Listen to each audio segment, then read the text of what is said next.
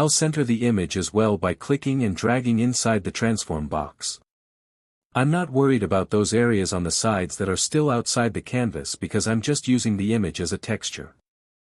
As long as it will fit nicely inside the text, it's good enough. Centering the image in the layer mask. Centering the image in the layer mask. To accept it and close free transform, click the checkmark in the options bar. Clicking the checkmark. Clicking the checkmark. Removing the selection outline. Go up to the select menu and choose deselect to remove the selection outline from around the image. Choosing the deselect command. Going to select deselect. Zooming back in on the document. Then